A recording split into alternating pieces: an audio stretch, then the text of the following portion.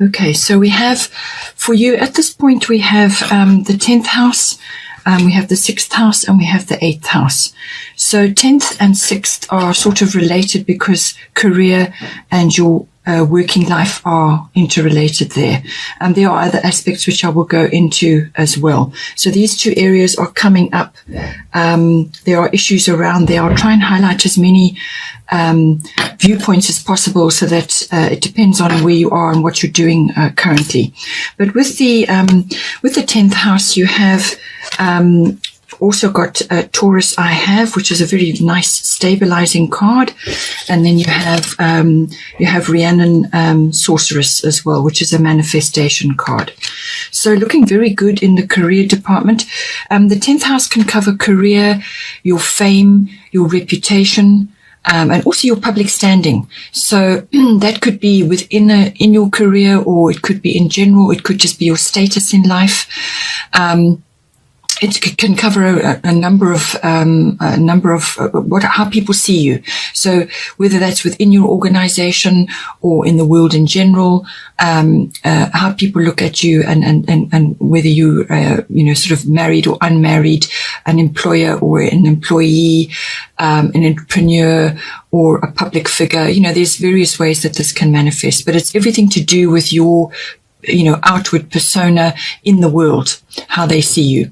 It also represents authority figures. So these can be people in your life currently who have some authority, whether it's a father figure, or it could be like a mentor or an older figure that has wisdom and knowledge and is perhaps assisting you at this time, or guiding you at this time, or even acknowledging you. It could be even a guru, if it's got that aspect for you, somebody that you admire and look up to. It can also cover authoritative institutions. So this can be the police, the military, or banking, or any kind of large and authoritative institution. It can even be government as well. So maybe you're in the political arena at this time. What the Taurus card is saying to you is that things are starting to stabilize. So this can be also the accumulation of funds as well. So you may be really being acknowledged from a monetary point of view, being rewarded for what you're doing. So stability is coming in. It can also be the feeling of being stable in your position, and that things are going along. There's lots of growth. There's lots of possibilities ahead of you, but it's something that you are growing yourself, or you have grown. This may have been, you may have been working on certain things from earlier on in the year, and now it's starting to manifest because, and the 10th house, you have 4 and 3 equals 7. So July. So something that you have been working on really quite hard is now starting to bear fruit. But this is the card of growth. It's your garden of possibilities. So really your opportunities are many. It can be physical land as well. It can be to do with real estate, property. It could be you in your garden, or buying a piece of land, or somehow involved in transactions to do with real estate. So that could be a career, or it could be an interest of yours, or something that you're investing in currently. So all of those aspects come into the Taurus card because it is an earth sign. So all earthy related activities. It's a very sensuous card as well, but it's really about home comforts and the accumulation of funds. So, money matters will feature.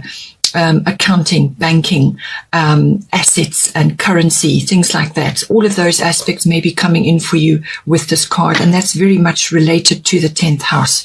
So falling in nicely, but it's coming across to me as you're stabilizing, you're starting to accumulate, whether it's reputation or wealth or success. It's all coming to you, and you're going to be enjoying this this feeling of stability and security in your life at this time. The goddess card is Rhiannon Sorceress. So you are a magical person who can manifest your clear intentions into reality. So this card does also have an outdoorsy aspect to it as well. So you may be, it's really going to be, I think, good for you to be spending time either in your garden or outdoors in nature, because Taurus card covers nature, and so does this card. So being outdoors in nature in whatever activity is good for you is going to help you to solidify and to be clear about what you are intending with your success or your notoriety or whatever it is that's coming to you in the 10th house. It could be ideas, but this is about manifestation, but it's also your magical abilities. We all have them. Most of them are dormant. We don't really use them very much because we're not learning about that. But it could just be your magic with figures, or it could be magic with manifesting things for yourself in the 10th house. You may not even be aware that you're doing it, but your intentions, that's what this card is saying. Your intentions are important. What are you going to do with the success or the money or the wealth or the notoriety or the fame or whatever is coming to you? What are you going to do with that? It could even be, as I said, you have a mentor who's guiding you at this time. Make good use of this knowledge that is being passed to you and make it work for you. So this is what the card is all about. It's your using your manifestation skills, but spend time outdoors in nature, in your garden, whatever is going to work for you, because that's going to help you to feel grounded. And when you are grounded, then you can make some really solid decisions, which is what the Taurus card is all about. And you need to be doing that in your 10th house as well. So with that sort of notoriety or success or wealth or, just building a solid foundation, with that coming in for you, the 6th house is going to be affected. The 6th house is your house of your work routines, your workplace, your work colleagues, your work projects, whatever it is that you're doing. If you don't necessarily go to a workplace, this can be your mastery of your craft. So you may be a very creative person. Perhaps you create things at home, or you work from home, or you spend a lot of time outwards in the world. Perhaps you're a photographer. Whatever it may be, mastery of your craft, okay, whatever is your speciality.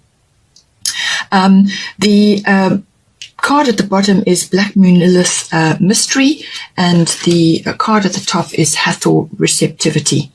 So there's a couple of things I want to say about this. I feel that if you are achieving success in your career and you're seen as being elevated, or you are being noted for your work, your contribution, whatever it is you're doing in your 10th house, it's going to spill over into your workplace possibly as well, or people around you. And with the Black Moon Lilith card, it's saying that it's possible that there are people around you who are a little bit jealous or envious or uncomfortable with your success. They are looking at you and feeling as if they have been overlooked, or they have been somehow passed over or not acknowledged in some way. And you could be on the receiving end of those undercurrents, those feelings going on. So, this card is also the darker feminine, which is heightened intuition. Heightened intuition also comes up in this card, and it's coming up again later on as well. So it seems to me that your intuition has been activated. Now, you are an intuitive sign. You are a Sagittarius anyway. So that is part of your nature, but something is being activated for you at this time. So there could be that. It's possible also that you are feeling like that about something. You are feeling a little bit, you're grappling with those darker emotions about someone or something. And perhaps you feel that you need to be doing more, or that you should have been receiving more. So it's possible, but I feel that it's the other way around. I feel that you are in the limelight in some way, and that you are being noticed, and you are being, you are starting to make progress, and you're successful, and there's opportunities to, to really move forward in your life. And there may be people around you who are uncomfortable with that. That's their story that they are projecting onto you. So don't allow that to deter you. It could also be that in your 6th house, you may have tasks which are being given to you. Now, this is the other side of the 10th house. You may have an authority figure who is really putting you through your paces at the moment. And you may just feel that you're a little bit overwhelmed, or there's too much on your plate, and you may just have to stand your ground about some issue. It could be that as well, which is work-related. Or it could be just that you've got a lot of things going on. So there are undercurrents.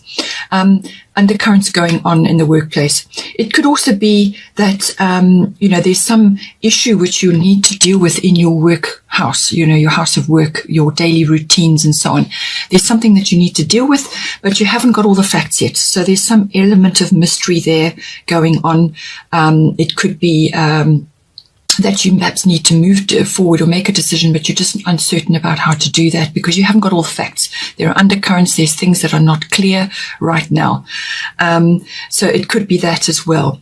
The 6th house also covers health and diet, well-being, and it's also the house of pets. So when we go through the health aspect of it, the well-being side of it, there could be perhaps an unplanned birth or something like that, or it could be to do with your sensual nature, your sexuality, and feeling aroused and passionate, really, really passionate about someone possibly or something. So that could be coming up because it covers your health, diet, your well-being, and so maybe you are focusing on that at this time, and that may come in for you as well. But I feel that there might be a very strong work emphasis here. It is possible that you have birth or issues to do with birthing coming up, because Hathor covers children, the birthing of children, conception and so on, adoption and custody and so on.